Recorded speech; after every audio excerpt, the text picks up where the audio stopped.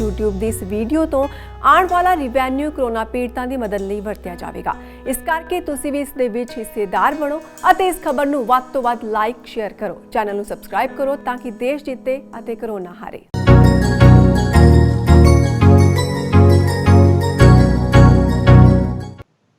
ਸਤਿ ਸ਼੍ਰੀ ਅਕਾਲ, ਤੁਸੀਂ ਦੇਖ ਰਹੇ ਹੋ ਸਾਂਝਾ ਟੀਵੀ। ਮੈਂ ਹਾਂ ਤੁਹਾਡੇ ਨਾਲ ਅਰਸ਼ਦੀਪ। ਕੋਵਿਡ-19 ਕਰਕੇ BC ਦੇ ਵਿੱਚ ਅੱਜ ਫੇਰ ਜੋ ਇਨਫੈਕਟਡ ਬੰਦੇ ਨੇ ਉਹਨਾਂ ਦੇ ਵਿੱਚ ਉਛਾਲ ਦੇਖਿਆ ਗਿਆ ਹੈ। ਅੱਜ ਫੇਰ 96 ਬੰਦੇ ਜੋ ਕਰੋਨਾ ਵਾਇਰਸ ਦੇ ਨਾਲ ਇਨਫੈਕਟਡ ਪਾਏ ਗਏ ਨੇ। ਕਿੱਥੇ ਅਸੀਂ ਦੇਖ ਰਹੇ ਸੀ ਕਿ 29 30 ਬਸ ਇਹੀ ਗਿਣਤੀ ਦੇ ਵਿੱਚ ਅਸੀਂ ਸੁਣ ਰਹੇ ਸੀ 30 ਤੋਂ 35 ਕਿ ਇੰਨੇ ਬੰਦੇ ਇਨਫੈਕਟਡ ਨੇ। ਪਰ ਇਸ ਦੇ ਨਾਲ BC ਦੇ ਵਿੱਚ ਅਸੀਂ ਲੱਕੀ ਹੈਗੇ ਹਾਂ ਕਿ ਬਹੁਤ ਘੱਟ ਲੋਕ ਇਨਫੈਕਟਡ ਨੇ। ਪਰ ਇਸ ਦੇ ਨਾਲ ਕੈਨੇਡਾ ਦੇ ਵਿੱਚ ਆਲ ਓਵਰ ਬਹੁਤ ਸਾਰੀਆਂ ਮੌਤਾਂ ਵੀ ਹੋ ਰਹੀਆਂ ਨੇ ਤੇ ਬਹੁਤ ਸਾਰੇ ਲੋਕ ਇਨਫੈਕਟਡ ਪਾਏ ਜਾ ਰਹੇ ਨੇ ਤੇ ਨਾਲ ਲੋਕ ਰਿਕਵਰ ਵੀ ਕਰ ਰਹੇ ਨੇ। ਇਕਨੋਮੀ ਦੇ ਉੱਤੇ ਫਰਕ ਪੈ ਰਿਹਾ, ਲੋਕ ਘਰਾਂ ਦੇ ਵਿੱਚ ਬੰਦ ਨੇ। ਬਹੁਤ ਜਗ੍ਹਾ ਦੇ ਉੱਤੇ ਜੋ 60% ਦੇ ਉੱਤੇ ਬਿਜ਼ਨਸ ਨੇ ਉਹ ਬੰਦ ਨੇ। ਉਹਨਾਂ ਦੇ ਵਿੱਚੋਂ ਇੱਕ ਹੈ ਓਨਟਾਰੀਓ, ਜਿੱਥੇ ਲੋਕ ਪ੍ਰਦਰਸ਼ਨ ਕਰ ਰਹੇ ਨੇ। ਅਸੀਂ ਪਹਿਲਾਂ ਸੁਣ ਰਹੇ ਸੀ ਕਿ ਅਮਰੀਕਾ ਦੇ ਵਿੱਚ ਪ੍ਰਦਰਸ਼ਨ ਹੋ ਰਹੇ ਨੇ, ਪਰ ਹੁਣ ਕੈਨੇਡਾ ਦੇ ਵਿੱਚ ਵੀ ਪ੍ਰਦਰਸ਼ਨ ਦੇਖਣ ਨੂੰ ਮਿਲੇ ਤੇ ਅੱਜ ਹੀ ਕੁਈਨਸ ਪਾਰਕ ਦੇ ਸਾਹਮਣੇ ਓਨਟਾਰੀਓ ਦੇ ਵਿੱਚ ਜੋ ਪ੍ਰਦਰਸ਼ਨ ਹੋ ਰਹੇ ਨੇ। ਤੇ ਇਸ ਤੋਂ ਬਾਅਦ ਜੋ ਉੱਥੇ ਦੇ ਪ੍ਰੀਮੀਅਰ ਨੇ ਉਹਨਾਂ ਨੇ ਲੋਕਾਂ ਨੂੰ ਕੇਅਰਲੈਸ ਵੀ ਦੱਸਿਆ ਹੈਗਾ, ਸੈਲਫਿਸ਼ ਵੀ ਦੱਸਿਆ ਹੈਗਾ ਆ। ਉੱਥੋਂ ਬਾਰੇ ਹੋਰ ਜਾਣਕਾਰੀ ਲੈਣ ਦੇ ਲਈ, ਕੈਨੇਡਾ ਦੇ ਬਾਰੇ ਹੋਰ ਡਿਸਕਸ਼ਨ ਕਰਨ ਦੇ ਲਈ ਅੱਜ ਮੇਰੇ ਨਾਲ ਸਾਡੇ ਟੋਰਾਂਟੋ ਤੋਂ ਰਿਪੋਰਟਰ ਨੇ ਚਮਕੌਰ ਸਿੰਘ ਮਾਛੀਗੇ। ਆਓ ਉਹਨਾਂ ਦਾ ਸਵਾਗਤ ਕਰ ਲੈਂਦੇ ਆ ਤੇ ਉਹਨਾਂ ਤੋਂ ਜਾਣਕਾਰੀ ਲੈਂਦੇ ਆ। ਸੋ ਚਮਕੌਰ ਜੀ, ਸਤਿ ਸ਼੍ਰੀ ਅਕਾਲ, ਸਵਾਗਤ ਹੈ ਤੁਹਾਡਾ। ਬਹੁਤ ਧੰਨਵਾਦ ਅਰਸ਼ਦੀਪ। FYI ਮੀਡੀਆ ਗਰੁੱਪ ਦੇ ਸਾਰੇ ਹੀ ਦਰਸ਼ਕਾਂ ਨੂੰ ਸਤਿ ਸ੍ਰੀ ਅਕਾਲ। ਚਮਕੌਰ ਜੀ, ਜਿੱਦਾਂ ਹੁਣ ਮੈਂ ਦੱਸਿਆ ਕਿ ਪ੍ਰੋਟੈਸਟ ਹੋ ਰਹੇ ਨੇ, ਲੋਕ ਕਿੱਥੇ ਦਾ ਅਸੀਂ ਕਹਿ ਰਹੇ ਹਾਂ ਕਿ 5 ਬੰਦੇ ਵੀ ਇਕੱਠੇ ਨਾ ਹੋਵੋ ਤੇ ਸੈਂਕੜੇ ਲੋਕ ਕੁਈਨਸ ਪਾਰਕ ਦੇ ਵਿੱਚ ਉੱਥੇ ਇਕੱਠੇ ਹੋਏ ਨੇ, ਪ੍ਰਦਰਸ਼ਨ ਕਰ ਰਹੇ ਨੇ। ਸੋ ਇਸ ਬਾਰੇ ਕੀ ਕੁਝ ਹੋ ਰਿਹਾ ਹੈਗਾ ਹੈ ਓਨਟਾਰੀਓ ਦੇ ਵਿੱਚ ਹੋਰ? ਬਿਲਕੁਲ ਅਰਸ਼ਦੀਪ, ਜਿਵੇਂ ਤੁਸੀਂ ਦੱਸਿਆ ਹੀ ਆ, ਸਾਰੀ ਜਾਣਕਾਰੀ ਅੱਜ ਆਪਾਂ ਮੈਂ ਵੀ ਤੁਹਾਨੂੰ ਜਾਣਕਾਰੀ ਦੇਵਾਂਗਾ। ਪਰ ਸਾਡੇ ਨਾਲ ਅੱਜ ਸਾਡੇ ਟੋਰਾਂਟੋ ਦੇ ਜਰਨਲਿਸਟ ਪ੍ਰਵੀਨ ਜੀ ਵੀ ਸਾਡੇ ਨਾਲ ਲਾਈਨ ਦੇ ਉੱਤੇ ਹਾਜ਼ਰ ਨੇ। ਮੈਂ ਪਹਿਲਾਂ ਤਾਂ ਉਹਨਾਂ ਦਾ ਸਵਾਗਤ ਕਰਦਾ।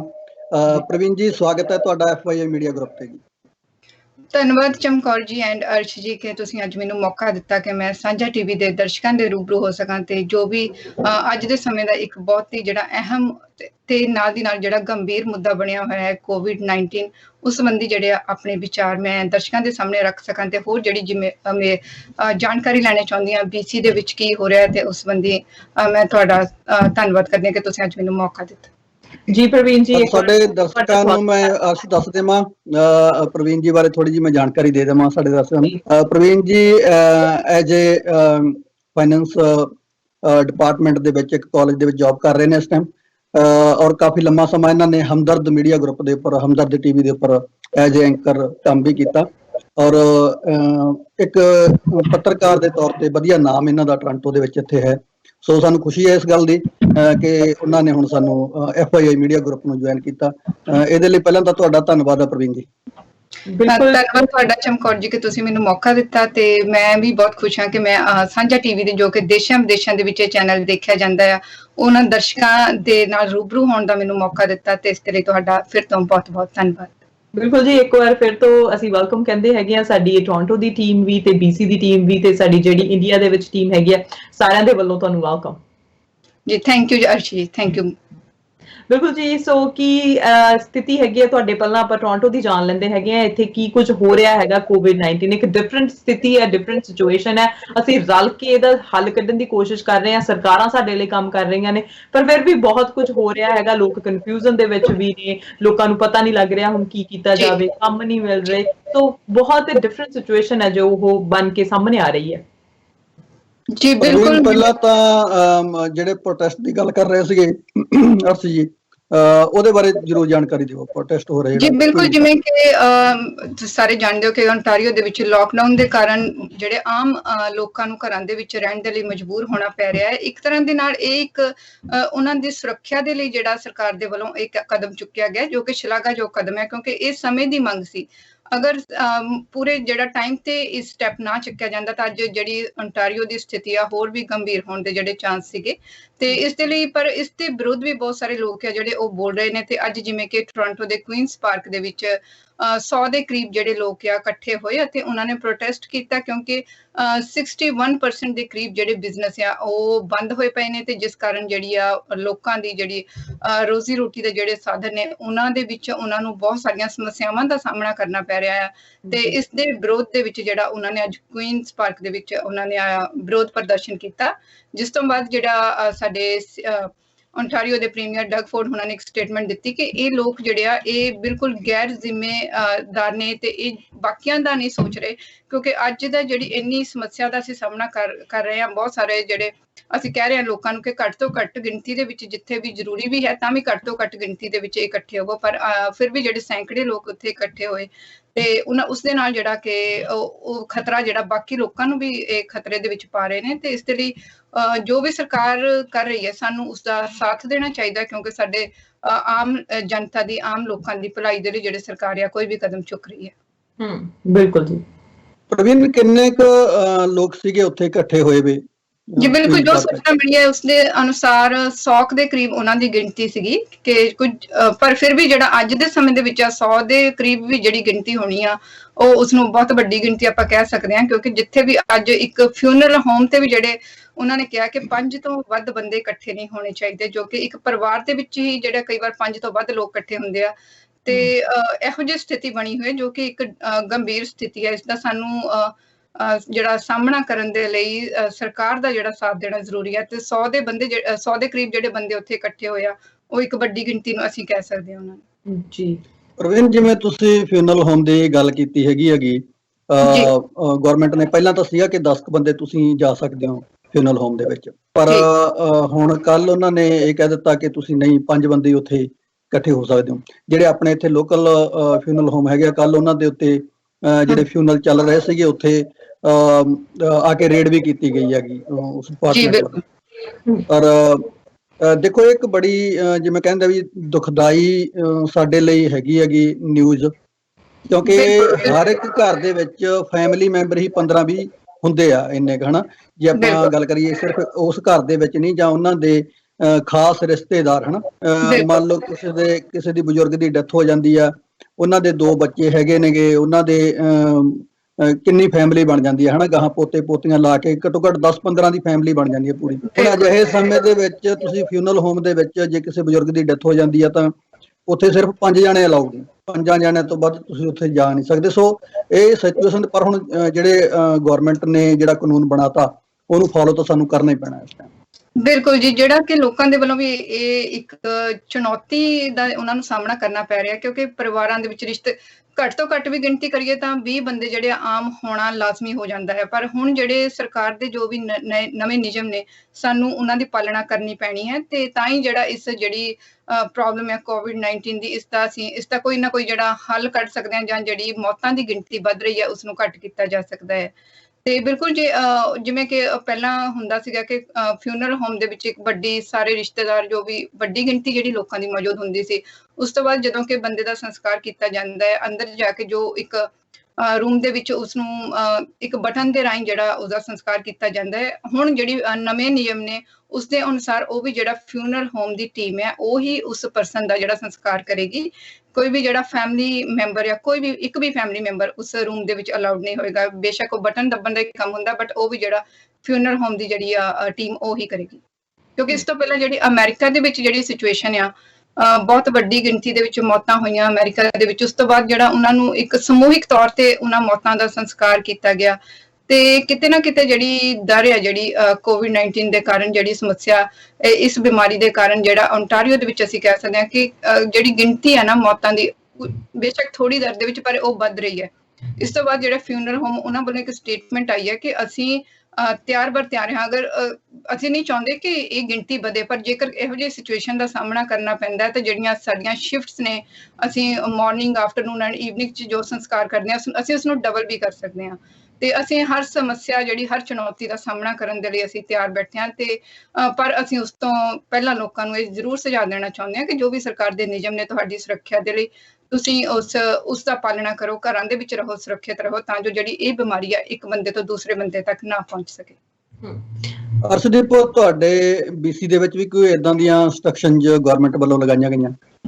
ਪਹਿਲਾਂ ਤਾਂ ਇਹ ਕਹਿਣਾ ਜ਼ਰੂਰੀ ਬਣਦਾ ਹੈ ਕਿ ਜਿਹੜੇ ਡੈਥ ਹੋ ਰਹੀਆਂ ਨੇ COVID-19 ਦੇ ਨਾਲ, ਉਹ ਤਾਂ ਹੁਣ ਅਸੀਂ ਰੋਕ ਨਹੀਂ ਸਕਦੇ, ਪਰ ਜਿਹੜੀਆਂ ਨੈਚੁਰਲ ਤੌਰ ਦੇ ਉੱਤੇ ਡੈਥ ਹੋ ਰਹੀਆਂ ਨੇ, ਕੋਈ 올ਡਰ ਬਜ਼ੁਰਗ ਹੈਗਾ ਆ ਜਿਨ੍ਹਾਂ ਨੂੰ ਨੈਚੁਰਲ ਡੈਥ ਹੋ ਰਹੀਆਂ ਨੇ, ਉਹਨਾਂ ਨੂੰ ਜਿਹੜੇ ਲੋਕ ਹੈਗੇ ਆ, ਜਿਵੇਂ ਆਪਾਂ ਗੱਲ ਕੀਤੀ ਸੀ ਕਿ ਉਹਨਾਂ ਦੇ ਬੱਚੇ ਆ, ਗ੍ਰੈਂਡ ਚਿਲਡਰਨ ਹੈਗੇ ਨੇ, ਉਹ ਉਹਨਾਂ ਨੂੰ ਦੇਖ ਵੀ ਨਹੀਂ ਪਾ ਰਹੇ ਹੈਗੇ। ਸੋ ਇਮੋਸ਼ਨਲ ਇਹ ਹੈਗੀ ਹੈ ਕਿ ਲੋਕ ਆਪਣੇ ਜਿਹੜੇ ਬਜ਼ੁਰਗਾਂ ਦਾ ਇੰਨਾ ਪਿਆਰ ਕਰਦੇ ਹੈਗੇ ਆ, ਉਹਨਾਂ ਦੀ ਆਖਰੀ ਝਲਕ ਜਿਹੜੀ ਆ ਉਹ ਦੇਖਣ ਨੂੰ ਵੀ ਤਰਸ ਰਹੇ ਨੇ। ਸੋ ਜ਼ੂਮ ਕਾਲਸ ਹੋ ਰਹੀਆਂ ਨੇ, ਜ਼ੂਮ ਕਾਲ ਕਰਕੇ ਤੁਸੀਂ ਉਹਨਾਂ ਦੇ ਨਾਲ ਜਿਵੇਂ ਇੱਕ ਰੂਮ ਦੇ ਵਿੱਚ ਬੈਠੇ ਨੇ ਉਸ ਤਰ੍ਹਾਂ ਫੀਲ ਕਰ ਰਹੇ ਨੇ, ਪਰ ਜੋ ਅਸੀਂ ਇੱਕ ਦੂਜੇ ਦੇ ਨਾਲ ਬੈਠ ਕੇ, ਆਪਣੇ ਭੈਣ ਭਰਾ ਦੇ ਨਾਲ ਬੈਠ ਕੇ ਇਮੋਸ਼ਨ ਜੋ ਵਿਅਕਤ ਕਰ ਸਕਦੇ ਆ, ਉਹ ਲੋਕ ਨਹੀਂ ਕਰ ਪਾ ਰਹੇ। ਪਰ ਜੋ ਸਰਕਾਰ ਦੀਆਂ ਗਾਈਡਲਾਈਨਸ ਨੇ ਜੀ, ਉਹਨਾਂ ਨੂੰ ਫੋਲੋ ਕਰਨਾ ਜ਼ਰੂਰੀ ਬਣਦਾ। BC ਦੇ ਵਿੱਚ ਜੇ ਗੱਲ ਕਰੀਏ ਤਾਂ BC ਦੇ ਵਿੱਚ 9 ਲੋਕ ਹਜੇ ਤੱਕ ਅਲਾਉਡ ਹੈਗੇ ਆ ਅੰਦਰ ਜਾਣ ਦੇ ਲਈ। ਸੋ 9 ਲੋਕ ਜਾ ਸਕਦੇ ਆ। ਸੋ ਫੈਮਿਲੀ ਨੂੰ ਇਹ ਚੂਜ਼ ਕਰਨ ਦੇ ਲਈ ਬਹੁਤ ਮੁਸ਼ਕਿਲ ਆ ਰਹੀ ਹੈ ਕਿ ਕਿਹਨੂੰ ਉੱਥੇ ਲੈ ਕੇ ਜਾਇਆ ਜਾਵੇ,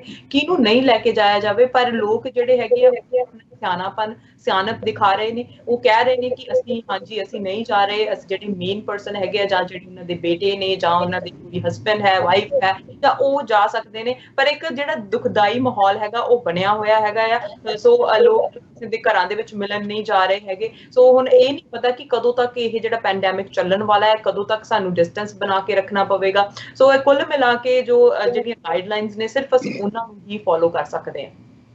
ਜੀ ਪ੍ਰਵੀਨ ਜੀ, ਆਪਣੇ ontario ਦੇ ਵਿੱਚ ਇੰਟਰਨੈਸ਼ਨਲ ਸਟੂਡੈਂਟਸ ਦੇ ਲਈ ਕੁਝ ਗਾਈਡਲਾਈਨ ਨਵੀਆਂ ਆਈਆਂ ਨੇ, ਉਹਨਾਂ ਬਾਰੇ ਵੀ ਥੋੜੀ ਜਾਣਕਾਰੀ। ਜਿਵੇਂ ਉਹਨਾਂ ਦੇ ਜਿਹੜੇ ਵਰਕ ਕਰਨ ਦੇ ਜਿਹੜੇ ਪਹਿਲਾਂ ਆਵਰ ਸੀਗੇ ਉਹ ਪਰ ਵੀਕ 20 ਆਵਰ ਸੀਗੇ, ਤੇ ਹੁਣ ਉਹਨਾਂ ਨੂੰ ਥੋੜਾ ਜਿਹਾ ਵਧਾਇਆ ਗਿਆ, ਤੇ ਹੋਰ ਵੀ ਸਟੂਡੈਂਟਸ ਨੂੰ ਜਿਹੜੀਆਂ ਕੁਝ ਕੁ ਸਹੂਲਤਾਂ ਦਿੱਤੀਆਂ ਗਈਆਂ, ਉਹਨਾਂ ਬਾਰੇ ਜਰੂਰ ਸਾਡੇ ਦਰਸ਼ਕਾਂ ਨੂੰ ਦੱਸੋ। ਜੀ ਬਿਲਕੁਲ, ਜੋ ਵੀ ਫਰੰਟ ਲਾਈਨ ਤੇ ਉਹ ਕੰਮ ਕਰਦੇ ਨੇ ਜਿਹੜੇ ਸਟੂਡੈਂਟਸ, ਉਹਨਾਂ ਨੂੰ ਕਿਹਾ ਗਿਆ ਹੈ ਕਿ ਅਗਰ ਉਹ ਪਹਿਲਾਂ 20 ਘੰਟੇ ਉਹਨਾਂ ਨੂੰ ਅਲਾਉਡ ਸੀਗਾ ਕੰਮ ਕਰਨਾ, ਉਸ ਤੋਂ ਇਲਾਵਾ ਉਹ ਜਿਹੜਾ ਉਹਨਾਂ ਦਾ ਟਾਈਮ ਪੀਰੀਅਡ ਉਹ ਵਧਾ ਦਿੱਤਾ ਗਿਆ ਕਿ ਉਹ ਜ਼ਿਆਦਾ ਆਵਰ ਵੀ ਜਿਹੜਾ ਕੰਮ ਕਰ ਸਕਦੇ ਨੇ।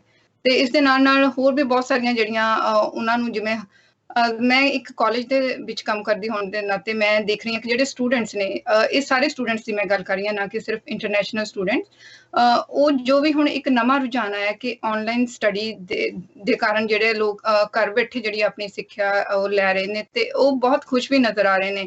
ਕਿਤੇ ਨਾ ਕਿਤੇ ਜੋ ਸਾਡੇ ਜਿਹੜੀਆਂ ਪੁਰਾਣੇ ਅਸੀਂ ਕਹਿ ਸਕਦੇ ਸਿਸਟਮ ਸੀਗਾ, ਉਸਦੇ ਵਿੱਚ ਬਦਲਾਵ ਆਇਆ। ਕਿਤੇ ਨਾ ਕਿਤੇ ਇਹ ਲੋਕਾਂ ਨੇ ਇੱਕ ਤਰੀਕੇ ਨਾਲ ਲਾਈਕ ਵੀ ਕੀਤਾ ਆ ਕਿ ਘਰੇ ਬੈਠੇ ਜਿਹੜਾ ਉਹਨਾਂ ਨੂੰ ਆਨਲਾਈਨ ਸਟੱਡੀ ਮਿਲ ਰਹੀ ਹੈ। ਉਹਨਾਂ ਦੇ ਜਿਹੜੇ ਇੱਕ ਟਾਈਮ ਕੰਜ਼ਿਊਮਿੰਗ ਸੀ, ਕਿਉਂਕਿ ਇਹ ਰੁਝਾਨ ਜਿਹੜਾ ਇੱਕ ਚੰਗੇ ਨਤੀਜੇ ਵੀ ਇਸ ਵਿੱਚੋਂ ਨਿਕਲ ਕੇ ਸਾਹਮਣੇ ਆਏ ਨੇ, ਤੇ ਲੋਕ ਕਾਫੀ ਹੱਦ ਤੱਕ ਉਸਦੀ ਸ਼ਲਾਘਾ ਕਰ ਰਹੇ ਨੇ। ਤੇ ਅੱਗੇ ਤੋਂ ਅੱਗੇ ਵੀ ਉਮੀਦ ਹੈ ਕਿ ਜਦੋਂ ਹਾਲਾਤ ਸਭ ਕੁਝ ਠੀਕ ਹੋਣਗੇ ਤੇ ਨਾਲ ਦੀ ਨਾਲ ਫਿਰ ਵੀ ਜਿਹੜੀਆਂ ਇਹੋ ਜਿਹੀਆਂ ਚੀਜ਼ਾਂ ਜਿਹੜੀਆਂ ਸਾਨੂੰ ਚੰਗਾ ਕੁਝ ਸਿੱਖਣ ਨੂੰ ਮਿਲਿਆ, ਕੁਝ ਵੀ ਜਿਹੜਾ ਸਾਨੂੰ ਆਸਾਨੀ ਲੱਗੀ ਸਾਡੇ ਕੰਮ ਕਰਨ ਦੇ ਤਰੀਕੇ ਦੇ ਵਿੱਚ, ਉਹ ਅੱਗੇ ਵੀ ਜਾਰੀ ਰਹੇਗੀ।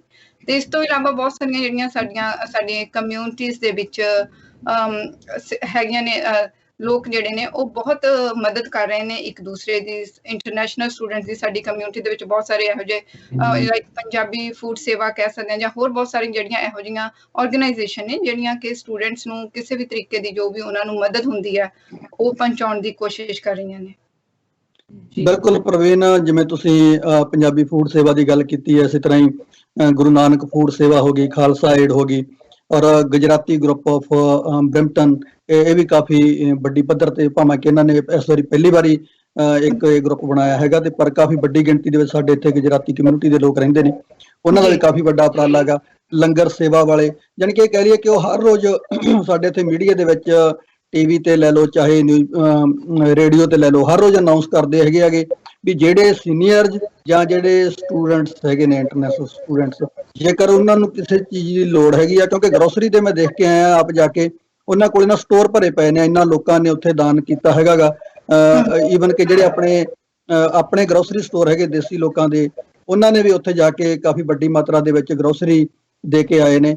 ਔਰ ਇਹ ਸਾਰੀਆਂ ਹੀ ਸੰਸਥਾਵਾਂ ਜਿਹੜੀਆਂ ਹੈਗੀਆਂ, ਜੇਕਰ ਉਹ ਕਹਿੰਦੇ ਤੁਸੀਂ ਨਹੀਂ ਆ ਸਕਦੇ ਹੈਗੇ ਤਾਂ ਤੁਸੀਂ ਉਹਨਾਂ ਨੇ ਫੋਨ ਨੰਬਰ ਦਿੱਤੇ ਆ, ਉਹਨਾਂ ਕੋਲੇ ਕਾਫੀ ਗਿਣਤੀ ਦੇ ਵਿੱਚ ਵਲੰਟੀਅਰ ਹੈਗੇ ਨੇ, ਉਹ ਜਾ ਕੇ ਉਹਨਾਂ ਦੇ ਘਰੇ ਸਿਰਫ ਸਟੂਡੈਂਟ ਜਾਂ ਸੀਨੀਅਰ ਉਹਨਾਂ ਨੂੰ ਕਾਲ ਕਰਦੇ ਆ ਕਿ ਇਹ ਮੇਰਾ ਐਡਰੈਸ ਆ ਤੇ ਮੈਨੂੰ ਇਹ ਚੀਜ਼ ਦੀ ਲੋੜ ਹੈਗੀ, ਤਾਂ ਉਹ ਵਿਦਨ 1 ਆਵਰ 2 ਆਵਰ ਉਹਨਾਂ ਦੇ ਘਰ ਗਰੋਸਰੀ ਵੀ ਪਹੁੰਚਾ ਦਿੰਦੇ ਆ। ਸੋ ਬਹੁਤ ਵੱਡੀ ਇਹ ਇੱਕ ਸੇਵਾ ਆਪਾਂ ਕਹਿ ਸਕਦੇ ਹਾਂ।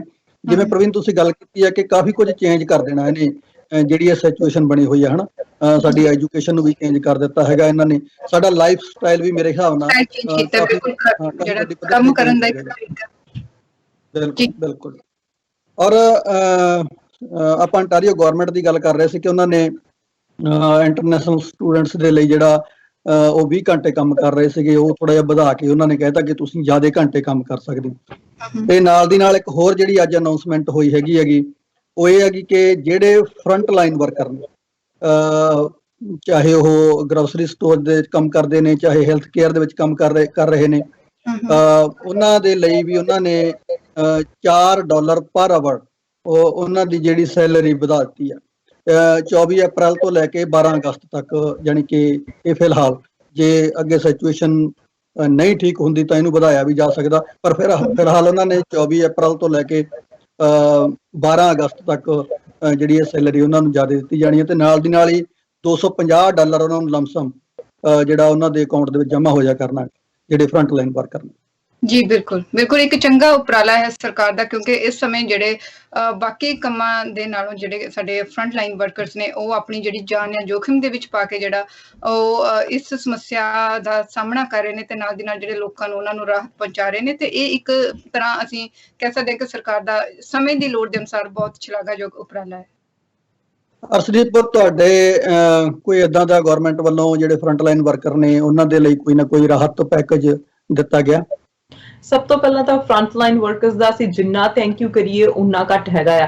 ਸੋ ਅੱਜ ਕੱਲ ਜੋ ਕਹਿ ਸਕਦੇ ਆ ਕਿ ਇਨਵਿਜ਼ੀਬਲ ਜਿਹੜੀ ਜੰਗ ਲੱਗੀ ਹੋਈ ਹੈ, ਤੇ ਜਿਹੜੀ ਜੰਗ ਦੇ ਮੈਦਾਨ ਦੇ ਵਿੱਚ ਫੌਜੀ ਬਣ ਕੇ ਫਰੰਟ ਲਾਈਨ ਵਰਕਰਸ ਸਾਨੂੰ ਬਚਾ ਰਹੇ ਨੇ, ਤੇ ਅਸੀਂ ਘਰਾਂ ਦੇ ਵਿੱਚ ਸੇਫ ਮਹਿਸੂਸ ਕਰ ਰਹੇ ਹਾਂ ਫਰੰਟ ਲਾਈਨ ਵਰਕਰਸ ਦੇ ਕਰਕੇ।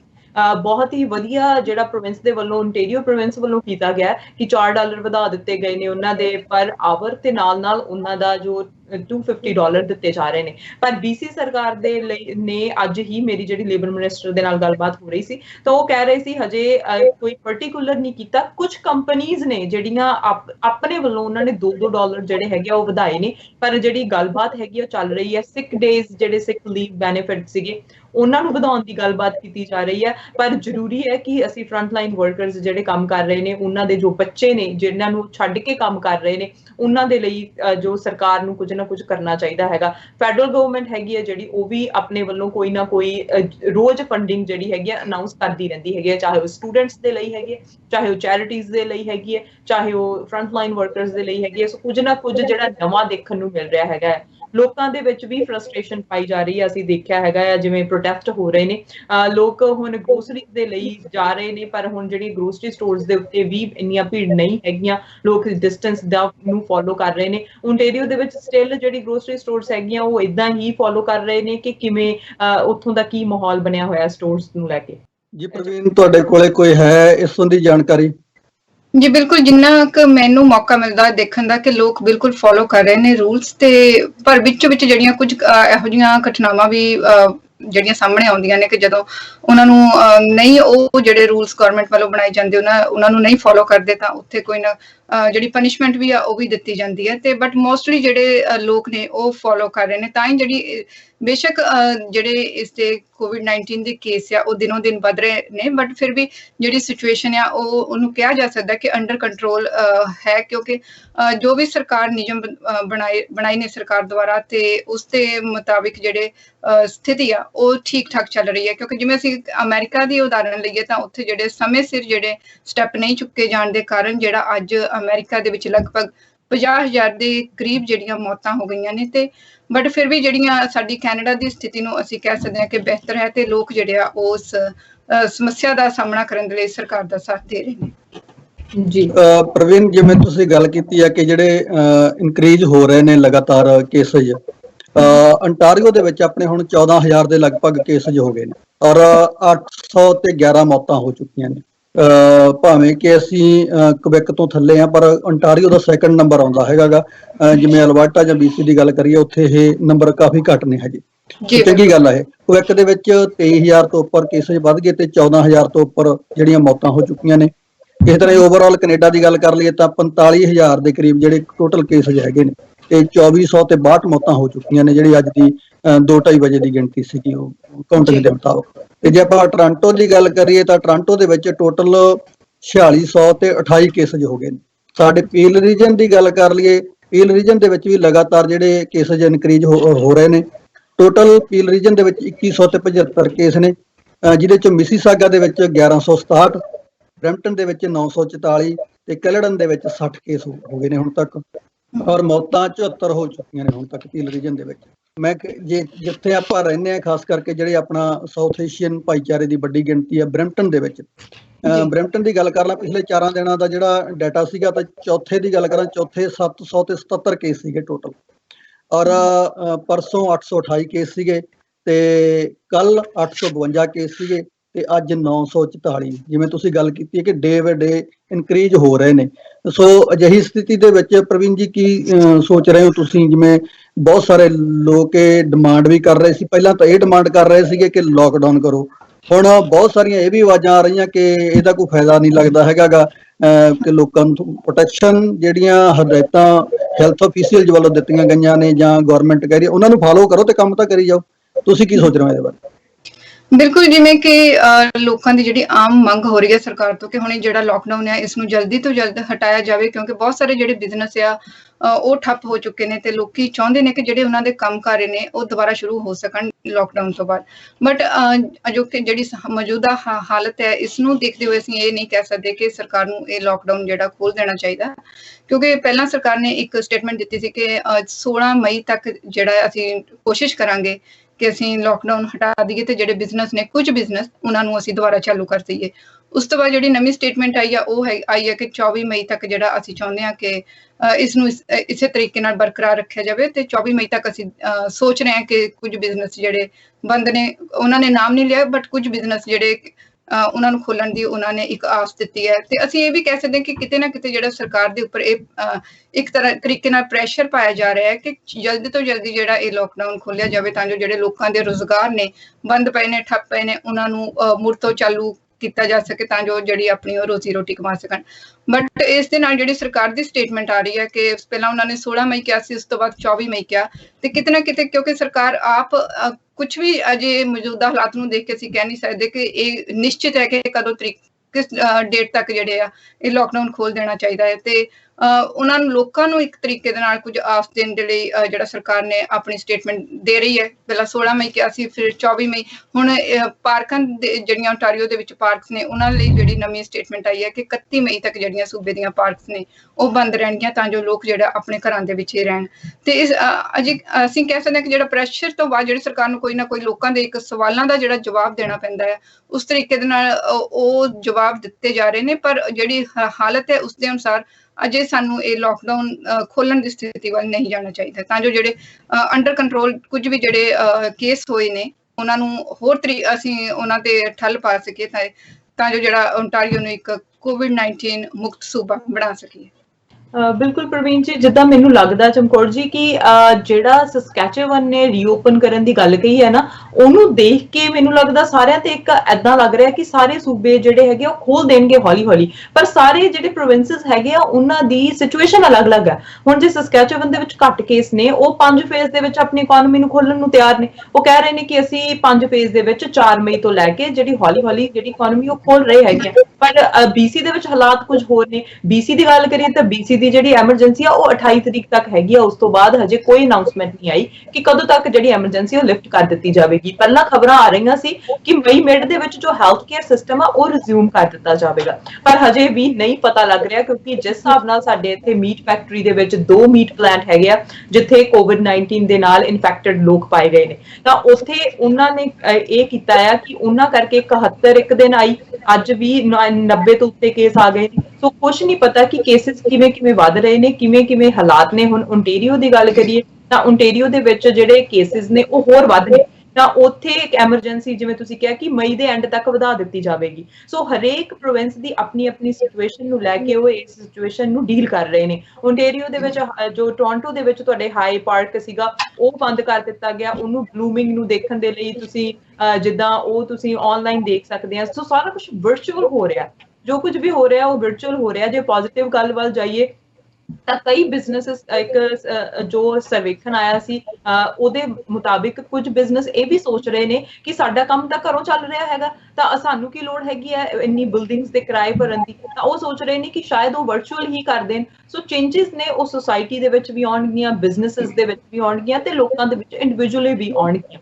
ਸੋ ਕੁਝ ਵੀ ਕਿਹਾ ਨਹੀਂ ਜਾ ਸਕਦਾ। ਹੁਣ BC ਦੇ ਅਸੀਂ ਗੱਲ ਕਰ ਰਹੇ ਸੀ ਕਿ BC ਸਰਕਾਰ ਕੀ ਕਰ ਰਹੀ ਹੈਗੀ ਹੈ। ਸੋ ਇੱਕ ਗੱਲ ਮੈਂ ਤੁਹਾਨੂੰ ਇਹ ਵੀ ਦੱਸ ਦਵਾਂ ਕਿ ਜਿਵੇਂ ਲੰਪਸਮ ਦਿੱਤਾ ਹੈਗਾ ਆ ਪਰ ਮੰਥ ਜਿਹੜਾ ਫਰੰਟ ਲਾਈਨ ਵਰਕਰਸ ਨੂੰ, ਉਵੇਂ ਹੀ BC ਦੇ ਵਿੱਚ $1000 ਜਿਹੜੇ CERB ਲੈ ਰਹੇ ਨੇ ਉਹਨਾਂ ਨੂੰ ਵਨ ਟਾਈਮ ਦੇ ਰਹੀ ਹੈ BC ਗਵਰਨਮੈਂਟ। ਉਹ ਵਨ ਟਾਈਮ $1000 ਤੁਹਾਡੇ ਅਕਾਊਂਟ ਦੇ ਵਿੱਚ ਆਏਗਾ ਤੇ ਉਹ ਟੈਕਸ ਫ੍ਰੀ ਹੋਏਗਾ। ਸੋ 1 ਮਈ ਨੂੰ ਉਹਦੀਆਂ ਐਪਲੀਕੇਸ਼ਨਸ ਖੁੱਲ ਜਾਣਗੀਆਂ। ਸੋ BC ਸਰਕਾਰ ਨੇ ਕਿਹਾ ਕਿ ਜਿਹੜੇ ਹੋਰ ਖਰਚੇ ਹੈਗੇ ਆ ਲੋਕਾਂ ਦੇ, ਉਹਨਾਂ ਨੂੰ ਕਰਨ ਦੇ ਲਈ ਦਵਾਈਆਂ ਦੇ ਖਰਚੇ ਨੇ, ਸੋ ਬਹੁਤ ਸਾਰੇ ਖਰਚੇ ਸਾਡੇ ਆ ਰਹੇ ਨੇ। ਸੋ ਉਹਦੇ ਲਈ $1000 ਇੱਕ ਟਾਈਮ ਦਾ ਦੇ ਰਹੀ ਹੈਗੀ ਹੈ। ਇਹ ਨਹੀਂ ਕਿ 2-3 ਮਹੀਨੇ ਦਾ ਆਣਗੇ ਉਹ। ਸੋ ਇੱਕ ਟਾਈਮ ਦਾ $1000 ਟੈਕਸ ਫ੍ਰੀ ਜਿਹੜਾ ਤੁਹਾਡੇ ਅਕਾਊਂਟ ਦੇ ਵਿੱਚ ਆਏਗਾ। ਉਹ 1 ਮਈ ਤੋਂ ਐਪਲੀਕੇਸ਼ਨਸ ਲੈਣੀਆਂ ਜਿਹੜੀਆਂ ਸ਼ੁਰੂ ਹੋ ਜਾਣਗੀਆਂ। ਤੇ ਜਿਹੜੇ ਬਿਜ਼ਨੈਸਸ ਨੇ ਉਹਨਾਂ ਦੇ ਲਈ ਤਾਂ ਜਿਹੜੀ ਫੈਡਰਲ ਗਵਰਨਮੈਂਟ ਆ ਉਹਨਾਂ ਨੇ ਜਿਹੜੀਆਂ ਐਪਲੀਕੇਸ਼ਨਸ ਨੇ ਉਹ ਮੰਡੇ ਤੋਂ ਸ਼ੁਰੂ ਹੋ ਜਾਣੀਆਂ ਨੇ। ਜਿਨ੍ਹਾਂ ਨੇ ਜਿਹੜੇ ਸਮਾਲ ਬਿਜ਼ਨੈਸਸ ਇਫੈਕਟ ਹੋਏ ਨੇ, ਸੋ ਉਹਨਾਂ ਨੂੰ ਜੋ ਸਬਸਿਡੀ ਮਿਲਣ ਵਾਲੀ ਆ ਉਹਨਾਂ ਦੀਆਂ ਐਪਲੀਕੇਸ਼ਨਸ ਵੀ 27 ਨੂੰ ਆਲ ਓਵਰ ਕੈਨੇਡਾ ਸ਼ੁਰੂ ਹੋ ਜਾਣਗੀਆਂ, ਜਿਨ੍ਹਾਂ ਨੂੰ ਲਾਸ ਦਾ ਸਾਹਮਣਾ ਕਰਨਾ ਪੈ ਰਿਹਾ 15%। ਸੋ ਬਹੁਤ ਕੁਝ ਹੋ ਰਿਹਾ ਹੈਗਾ ਆ। ਸੋ ਹੋਰ ਅਨਾਉਂਸਮੈਂਟਸ ਕੀ ਆ ਰਹੀਆਂ ਨੇ ਤੁਹਾਡੇ ਵੱਲੋਂ, ontario ਦੇ ਵੱਲੋਂ, ਟੋਰਾਂਟੋ ਦੇ ਵੱਲੋਂ? ਅਰਸ਼ਦੀਪ, ਜਿਵੇਂ ਆਪਾਂ ਲਾਕਡਾਊਨ ਖਤਮ ਕਰਨ ਦੀ ਗੱਲ ਕੀਤੀ ਹੈਗੀ WHO ਦੇ ਪ੍ਰੈਜ਼ੀਡੈਂਟ ਨੇ ਵੀ ਇਹ ਗੱਲ ਕਹਿਤੀ ਹੈਗੀ ਵੀ ਜਿਹੜਾ ਇਹ ਸਿਚੁਏਸ਼ਨ ਆ ਗਈ COVID-19 ਹੈਗਾਗਾ, ਇਹਦੀ ਹਜੇ ਤੱਕ ਕੋਈ ਵੈਕਸੀਨ ਤਾਂ ਬਣੀ ਨਹੀਂ ਹੈਗੀ, ਪਰ ਇਹ ਲੰਮਾ ਸਮਾਂ ਚੱਲ ਸਕਦਾ। ਵੀ ਜੇ ਤੁਸੀਂ ਜਿਹੜੇ ਕੰਟਰੀਆਂ ਦੇ ਵਿੱਚ ਜ਼ਿਆਦਾ ਇਹ ਵਿਗੜੀ ਹੋਈ ਹੈ ਸਿਚੁਏਸ਼ਨ, ਉਹ ਲਾਕਡਾਊਨ ਰੱਖਣ, ਪਰ ਜਿੱਥੇ ਤੁਹਾਨੂੰ ਲੱਗਦਾਗਾ ਆਪਣੇ ਹਿਸਾਬ ਦੇ ਨਾਲ ਉਹਨੂੰ ਖੋਲਿਆ ਵੀ ਜਾ ਸਕਦਾ, ਪਰ ਫੋਲੋ ਤੁਸੀਂ ਜ਼ਰੂਰ ਕਰੋ। ਜਿਹੜੀਆਂ ਇੰਸਟਰਕਸ਼ਨ ਹੈਗੀਆਂ ਨੇ ਨਾ, ਉਹਨਾਂ ਨੂੰ ਫੋਲੋ ਕਰਨਾ ਪੈਣਾ। ਹੁਣ ਦੇਖੋ ਲੋਕ ਵੀ ਸਮਝ ਸਕਦੇ ਆ ਸਰਕਾਰ ਕਿੰਨਾ ਕੁ ਟਾਈਮ ਸਾਨੂੰ ਦੇਈ ਜਾਊਗੀ। ਹੁਣ 2-2 ਹਜ਼ਾਰ ਦੇ ਤਾਂ ਜਿਵੇਂ ਤੁਸੀਂ ਗੱਲ ਕੀਤੀ ਹੈ ਕਿ ਉਹਨਾਂ ਨੂੰ $1000 ਹੋਰ ਦੇਣਾ, ਸਰਕਾਰ ਨੇ ਆਖਰ ਲੈਣਾ ਕਿੱਥੋਂ ਆ? ਉਹ ਲੈਣਾ ਤਾਂ ਆਪਾਂ ਤੋਂ ਹੀ ਆ। ਜੇ ਆਪਾਂ ਕੰਮ ਕਰਾਂਗੇ ਤਾਂ ਫੇਰ ਹੀ ਸਰਕਾਰ ਕੋਲੇ ਪੈਸੇ ਜਾਣੇ ਆ। ਤੇ ਜੇ ਇਸੇ ਤਰ੍ਹਾਂ ਹੀ ਚੱਲਦਾ ਰਿਹਾ ਤਾਂ ਸਰਕਾਰ ਦੇ ਕਰਜ਼ਾਈ ਹੋ ਜਾਣਾ, ਤੇ ਮੁੜ ਕੇ ਜਦੋਂ ਇਹ ਕੰਮ ਸਟਾਰਟ ਹੋਊਗਾ ਉਹ ਬੋਝ ਆਪਣੇ ਤੇ ਫੇਰ ਪੈ ਜਾਣਾ, ਉਹ ਡਬਲ ਪੈ ਜਾਣਾ। ਤੋ ਮੇਰੇ ਖਿਆਲ ਦੇ ਮੁਤਾਬਕ ਪਰਸਨਲ ਮੈਂ ਤਾਂ ਇਹ ਸੋਚਦਾ ਇਸ ਟਾਈਮ ਕਿ ਕੰਮ ਸਾਰੇ ਖੋਲ ਦੇਣੇ ਚਾਹੀਦੇ। ਸਾਰੇ ਨਹੀਂ, ਪਰ ਜਿੰਨਾ ਬਿਨਾਂ ਨਹੀਂ ਸਰਦਾ ਹੈਗਾ, ਉਹ ਜਿਨ੍ਹਾਂ ਦੇ ਘਰੋਂ ਚੱਲ ਰਹੇ ਆ ਕੰਮ, ਉਹ ਬੈਟਰ ਆ ਕੇ ਉਹ ਘਰੇ ਬੈਠ ਕੇ ਕੰਮ ਕਰੀ ਜਾਣ। ਪਰ ਜਿਹੜੇ ਲੋਕਾਂ ਦੇ ਕੰਮ ਨਹੀਂ ਚੱਲ ਰਹੇ ਇਸ ਟਾਈਮ, ਉਹ 2000 ਤੇ ਸਰਵਾਈਵ ਵੀ ਨਹੀਂ ਕਰ ਸਕਦੇ ਬਹੁਤਾ ਟਾਈਮ। ਸੋ ਮੇਰੇ ਖਿਆਲ ਦੇ ਵਿੱਚ ਉਹਨਾਂ ਨੂੰ ਕੰਮ ਸਿਚੁਏਸ਼ਨ ਨੂੰ ਦੇਖਦੇ ਹੋਏ ਖੋਲ ਦੇਣੇ ਚਾਹੀਦੇ ਆ। ਪਰ ਇਹ ਜ਼ਰੂਰ ਆ ਕਿ ਜਿਵੇਂ ਹੁਣ ਹੈਲਥ ਅਫੀਸ਼ੀਅਲ ਨੇ ਵੀ ਇਹੀ ਕਿਹਾ ਸੀਗਾ ਕਿ ਇਹ ਬਿਮਾਰੀ ਹੁਣੇ ਲੰਮਾ ਸਮਾਂ ਸਾਡੇ ਨਾਲ ਚੱਲਣੀ। ਸਾਨੂੰ ਆਪਦੇ ਮਾਈਂਡ ਦੇ ਵਿੱਚ, ਆਪਦੇ ਦਿਮਾਗ ਦੇ ਵਿੱਚ, ਆਪਦੇ ਧਿਆਨ ਦੇ ਵਿੱਚ ਇਹ ਬਿਠਾ ਲੈਣਾ ਚਾਹੀਦਾ ਕਿ ਜਿਵੇਂ ਹੋਰ ਬਿਮਾਰੀਆਂ ਬਹੁਤ ਸਾਰੀਆਂ ਹੈਗੀਆਂ, ਕੈਂਸਰ ਦੀ ਬਿਮਾਰੀ ਹੈਗੀ ਆ, ਜਾਂ ਹੋਰ ਹਾਰਟ ਅਟੈਕ ਵਗੈਰਾ ਦੀ ਹਾਰਟ ਦੀਆਂ ਬਿਮਾਰੀਆਂ ਹੈਗੀਆਂ ਨੇ, ਉਹਨਾਂ ਬਿਮਾਰੀਆਂ ਵਾਂਗ ਵੀ ਇਹ ਬਿਮਾਰੀ ਇੱਕ ਨਵੀਂ ਆ ਗਈ ਆ। ਇਹਦੇ ਤੋਂ ਬਚਣਾ ਕਿਵੇਂ ਅਸੀਂ, ਉਸ ਨੂੰ ਫੋਲੋ ਕਰਨਾ ਚਾਹੀਦਾ, ਨਾ ਕਿ ਡਰ ਕੇ ਘਰੇ ਬੈਠਣਾ ਚਾਹੀਦਾ। ਜੀ ਪ੍ਰਵੀਨ, ਕੀ ਕਹਿਣਾ ਚਾਹੋਗੇ ਤੁਸੀਂ?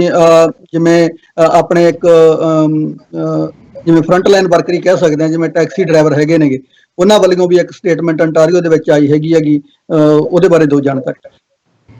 ਜੀ ਬਿਲਕੁਲ, ਜਿਹੜੇ ਟੈਕਸੀ ਡਰਾਈਵਰ ਬਿਲਕੁਲ ਉਹ ਵੀ ਇੱਕ ਆਪਣੀ ਜਾਨ ਨੂੰ ਜੋਖਿਮ ਦੇ ਵਿੱਚ ਪਾ ਕੇ ਜਿਹੜਾ ਇਸ ਟਾਈਮ ਕੰਮ ਕਰ ਰਹੇ ਨੇ, ਸਪੈਸ਼ਲੀ ਜਿਹੜੇ 에ਅਰਪੋਰਟ ਟੈਕਸੀ ਡਰਾਈਵਰ ਨੇ।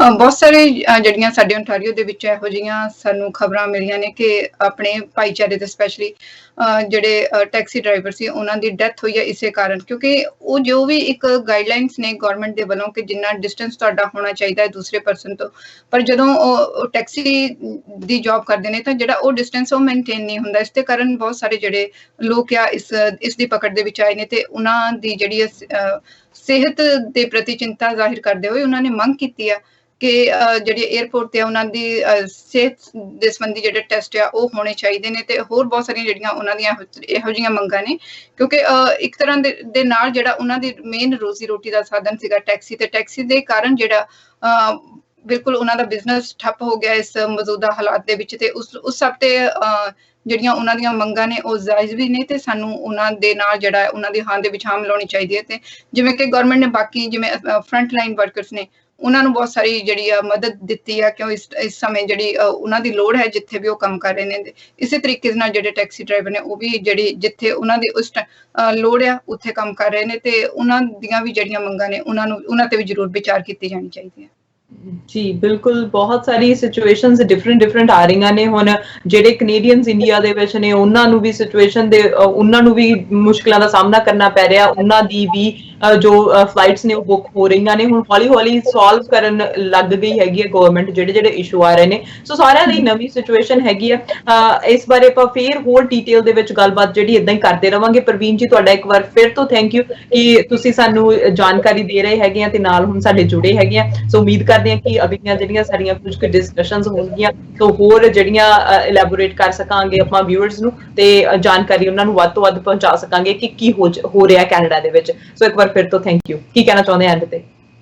ਬਿਲਕੁਲ ਅਰਸ਼ ਜੀ, ਬਹੁਤ ਵਧੀਆ ਜਾਣਕਾਰੀ, ਮੈਨੂੰ ਵੀ ਕੁਝ ਨਵਾਂ ਸਿੱਖਣ ਨੂੰ ਮਿਲਿਆ ਆ ਅੱਜ ਦੇ ਵਿੱਚ ਜਿਹੜਾ ਅਸੀਂ ਅੱਜ ਇਹ ਪ੍ਰੋਗਰਾਮ ਕੀਤਾ, ਤੇ BC ਦੇ ਵਿੱਚ ਜੋ ਮੌਜੂਦਾ ਹਾਲਾਤ ਨੇ ਉਹਨਾਂ ਸੰਬੰਧੀ ਮੈਨੂੰ ਵੀ ਜਾਣਕਾਰੀ ਮਿਲੀ ਹੈ। ਤੇ ਉਮੀਦ ਕਰਦੇ ਹਾਂ ਕਿ ਇਸੇ ਤਰੀਕੇ ਦੇ ਨਾਲ ਜਿਹੜੀ ਇਹ ਲੜੀ ਅਸੀਂ ਇਸੇ ਤਰੀਕੇ ਨਾਲ ਜਾਰੀ ਰੱਖਾਂਗੇ, ਤੇ ਅੱਗੇ ਤੋਂ ਅੱਗੇ ਜੋ ਵੀ ਨਵੇਂ ਇਸ ਦੇ ਵਿੱਚ ਨਵੀਆਂ ਨਿਊਜ਼ ਆਉਂਦੀਆਂ ਰਹਿਣਗੀਆਂ ਤੇ ਉਸ ਸੰਬੰਧੀ ਜਾਣਕਾਰੀ ਅਸੀਂ ਆਪਣੇ ਦਰਸ਼ਕਾਂ ਦੇ ਨਾਲ ਸਾਂਝੀ ਕਰਦੇ ਰਹਾਂਗੇ। ਜੀ thank you so much. Thank you Chamkaur ਜੀ, ਕਿ ਤੁਸੀਂ ਕੀ ਕਹਿਣਾ ਚਾਹੁੰਦੇ ਆ ਐਂਡ ਦੇ ਉੱਤੇ? ਅਰਸ਼ਦੀਪ, ਇਹੀ ਕਹਿਣਾ ਚਾਹੁੰਦਾ ਮੈਂ ਤਾਂ ਵੀ ਲੋਕਾਂ ਨੂੰ ਵੱਧ ਤੋਂ ਵੱਧ ਧਿਆਨ ਰੱਖਣਾ ਚਾਹੀਦਾ, ਕੰਮ ਧੰਦਿਆਂ ਦੇ ਵਿੱਚ ਲੱਗ ਜਾਣਾ ਚਾਹੀਦਾ। ਔਰ ਸਾਡੇ ਲਈ ਖੁਸ਼ੀ ਦੀ ਗੱਲ ਆ ਕਿ ਆਪਣੀ ਜਿਹੜੀ ਟੋਰਾਂਟੋ ਦੀ ਟੀਮ ਆ ਉਹ ਵੀ ਹੌਲੀ ਵੱਡੀ ਹੋ ਰਹੀ ਹੈ। ਔਰ ਪ੍ਰਵੀਨ ਜੀ ਆਪਣੇ ਨਾਲ ਜੁੜੇ ਨੇ, ਤੇ ਆਉਣ ਵਾਲੇ ਸਮੇਂ ਦੇ ਵਿੱਚ ਹੋਰ ਵੀ ਜਿਹੜੇ ਕਾਫੀ ਜਿਹੜੇ ਚੰਗੇ ਜੇ ਆਪਾਂ ਕਹਿ ਸਕਦਾ ਇੱਥੋਂ ਦੇ ਲੋਕਲ ਪੱਤਰਕਾਰ ਹੈਗੇ ਸਾਡੇ, ਉਹ ਵੀ ਸਾਡੀ ਟੀਮ ਨੂੰ ਜੁਆਇਨ ਕਰਨਗੇ। ਸੋ ਪ੍ਰਵੀਨ ਜੀ ਦਾ ਇੱਕ ਵਾਰੀ ਮੈਂ ਫਿਰ ਧੰਨਵਾਦ ਕਰਨਾ ਚਾਹੂੰਗਾ। ਧੰਨਵਾਦ ਚਮਕੌਰ ਜੀ ਤੁਹਾਡਾ ਕਿ ਤੁਸੀਂ ਮੈਨੂੰ ਅੱਜ ਮੌਕਾ ਦਿੱਤਾ ਦਰਸ਼ਕਾਂ ਦੇ ਰੂਬਰੂ ਹੋਣ ਦਾ, ਤੇ ਬਹੁਤ ਕੁਝ ਨਵਾਂ ਵੀ ਮੈਨੂੰ ਸਿੱਖਣ ਨੂੰ ਮਿਲੇਗਾ। ਇਸੇ ਉਮੀਦ ਦੇ ਨਾਲ ਮੈਂ ਸਾਂਝਾ TV ਦੀ ਸਾਰੀ ਟੀਮ ਦਾ ਤਹਿ ਦਿਲ ਤੋਂ ਧੰਨਵਾਦ ਕਰਦੀ ਹਾਂ। ਥੈਂਕ ਯੂ ਜੀ, ਤੁਸੀਂ ਵੀ ਸੇਫ ਰਹੋ ਤੇ ਇਦਾਂ ਹੀ ਜਿਹੜੀ ਸਾਨੂੰ ਨੌਲੇਜ ਜਿਹੜੀ ਜਾਣਕਾਰੀ ਦਿੰਦੇ ਰਹੋ ਟੋਰਾਂਟੋ ਦੇ ਬਾਰੇ, ਬਰੈਂਪਟਨ ਦੇ ਬਾਰੇ, ਓਨਟਾਰੀਓ ਦੇ ਬਾਰੇ। Thank you so much. ਬਹੁਤ ਮਿਹਰਬਾਨੀ, ਥੈਂਕ ਯੂ। ਸੋ ਅੱਜ ਅਸੀਂ ਗੱਲਬਾਤ ਕੀਤੀ ਚਮਕੌਰ ਜੀ ਦੇ ਨਾਲ, ਪ੍ਰਵੀਨ ਜੀ ਦੇ ਨਾਲ, ਜਿਨ੍ਹਾਂ ਨੇ ਸਾਨੂੰ ਬਰੈਂਪਟਨ ਓਨਟਾਰੀਓ ਬਾਰੇ ਦੱਸਿਆ ਕਿ ਉੱਥੇ ਕੀ ਕੁਝ ਹੋ ਰਿਹਾ ਹੈਗਾ ਆ। ਸੋ ਜੋ ਪ੍ਰਦਰਸ਼ਨ ਹੋ ਰਹੇ ਨੇ ਉਹ ਵੀ ਇੱਕ ਕਹਿ ਸਕਦੇ ਆ ਕਿ ਉਹ ਸਹੀ ਨਹੀਂ ਹੈ ਕਿ ਅਸੀਂ ਇੰਨੇ ਜਾਣੇ ਇਕੱਠੇ ਹੋ ਰਹੇ ਹੈਗੇ ਆ। ਸੋ ਸਾਨੂੰ ਇਹਨਾਂ ਹਾਲਾਤਾਂ ਦੇ ਵਿੱਚ ਅਸੀਂ ਇਹੀ ਕਰ ਸਕਦੇ ਹਾਂ ਕਿ ਸਰਕਾਰ ਨੂੰ ਫੋਲੋ ਕਰੀਏ, ਉਹ ਕੀ ਕਹਿ ਰਹੇ ਨੇ ਉਹਨਾਂ ਦੀਆਂ ਗਾਈਡਲਾਈਨਸ ਨੂੰ ਫੋਲੋ ਕਰੀਏ। ਸੋ ਸਾਰਿਆਂ ਦੇ ਵਿਚਾਰ ਡਿਫਰੈਂਟ ਹੈਗੇ ਨੇ। ਸੋ ਹੁਣ ਆਪਣੇ ਵਿਚਾਰ ਸਾਈਡ ਤੇ ਰੱਖ ਕੇ ਅਸੀਂ ਸਿਰਫ ਉਹੀ ਕਰੀਏ ਜੋ ਸਾਡੇ ਲਈ ਸਹੀ ਹੈ, ਕਮਿਊਨਿਟੀ ਦੇ ਲਈ ਸਹੀ ਹੈ। ਤੇ ਜੋ ਸਰਕਾਰ ਕਹਿ ਰਹੀ ਹੈ ਅਸੀਂ ਉਹਨੂੰ ਫੋਲੋ ਤਾਂ ਕਰ ਹੀ ਰਹੇ ਹਾਂ। ਸੋ ਦੇਖਦੇ ਹਾਂ ਕਿ ਕਦੋਂ ਇਹ ਐਮਰਜੈਂਸੀ ਲਿਫਟ ਹੁੰਦੀ ਹੈ ਤੇ ਕਦੋਂ ਅਸੀਂ ਨਾਰਮਲ ਲਾਈਫ ਦੇ ਵਿੱਚ ਵਾਪਸ ਜਾਂਦੇ ਹਾਂ, ਕਿਉਂਕਿ ਇਹੀ ਇੱਕ ਨਵਾਂ ਨਾਰਮਲ ਹੈਗਾ ਆ ਜਿਹਨੂੰ ਅਸੀਂ ਹੁਣ ਜਿਉਣ ਦੀ ਕੋਸ਼ਿਸ਼ ਕਰ ਰਹੇ ਹਾਂ। ਸੋ ਤੁਸੀਂ ਵੀ ਆਪਣਾ ਰੱਖੋ ਖਿਆਲ, ਇਸ ਤਰ੍ਹਾਂ ਹੀ ਬਨੇ ਰਹੋ ਸਾਂਝਾ TV ਦੇ ਨਾਲ। ਮੈਨੂੰ ਦਿਓ ਇਜਾਜ਼ਤ, ਸਤਿ ਸ਼੍ਰੀ ਅਕਾਲ।